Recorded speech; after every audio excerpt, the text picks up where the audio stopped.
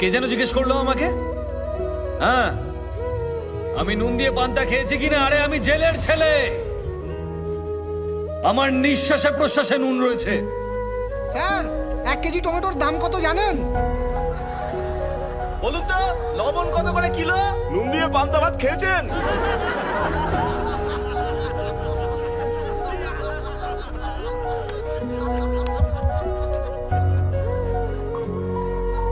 আজ আপনাদের কথা শুনে খুব লজ্জাই করছে আমার। সত্যি কথা বলতে 1 কিলো টমেটোর দাম আমি জানি না। টমেটোর দাম জানে না, নেতা হতে এসেছেন? এই স্যারকে টমেটোটা চিনিয়ে দে না। স্যার একবার এই টমেটোটা দেখে নিন। আরে এই এই এই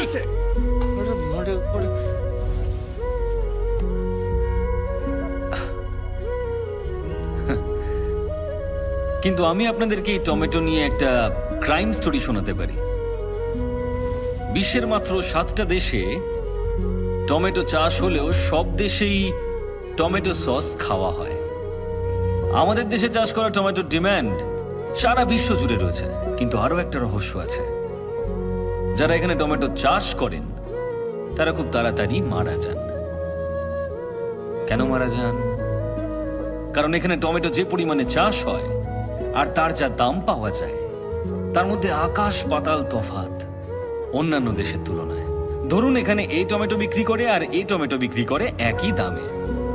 প্রচুর চাহিদা থাকলেও আমি টমেটো কিনছি শুধু ওর কাছ থেকে, আর বাকি লোকজনদেরকে আমি বলছি যে ওর কাছ থেকে টমেটো কিনবেন না। আর টমেটো কতদিন ভালো থাকে? মাত্র 2 দিন। আমি কিন্তু জানি না কার টমেটো আগে নষ্ট হবে, কিন্তু দুজন বিক্রেতাই সবসময় ভয়ে থাকবে।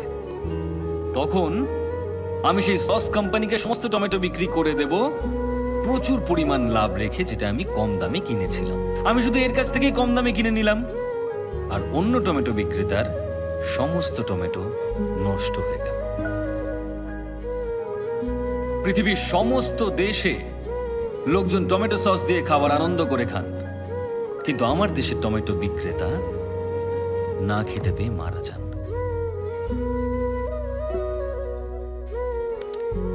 তাই পরের বার যদি আমাকে আপনারা টমেটো ছুঁড়তে চান, তাহলে দয়া করে ওই টমেটো বিক্রেতাদের কথা মনে রাখবেন।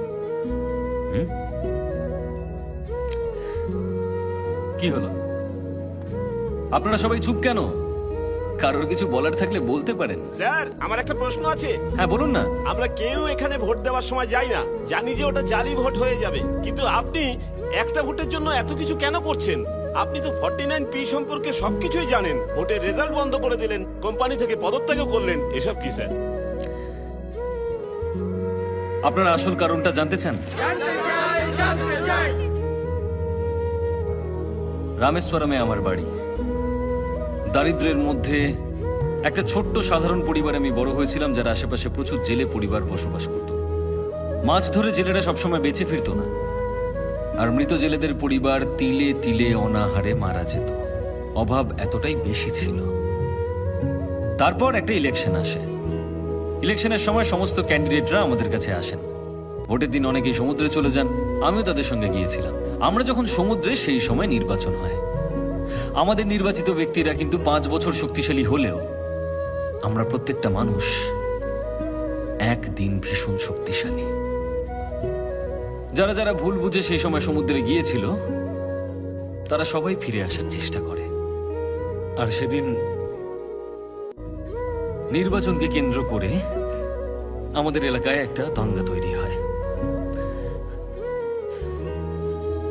আর সেই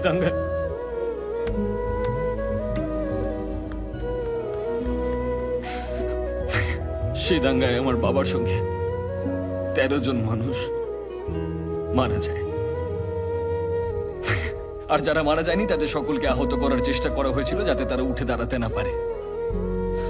আমার বাবা দাঙ্গার বিরুদ্ধে লড়েছিল, কিন্তু কেউ আমার বাবাকে বাঁচাতে আসেনি। একটা মানুষ মারা যাওয়ার পর তার সমস্ত অন্ত্যেষ্টিক্রিয়া করার জন্য 2000 টাকা খরচ হয়, আর জেলেদের 2 বছর লাগে ওই 2000 টাকা কামাতে। সুতরাং মৃতের শরীর নিয়ে এসো আর সেটাকে সমুদ্রে ছুঁড়ে ফেলে দাও। আমার বাবাকেও আমি মারা যাওয়ার পর সমুদ্রে ছুঁড়ে ফেলেছি। শুনেছি সমুদ্রে মৃতের অস্থি বিসর্জন করা হয়, কিন্তু আমি আমার বাবাকে করেছি।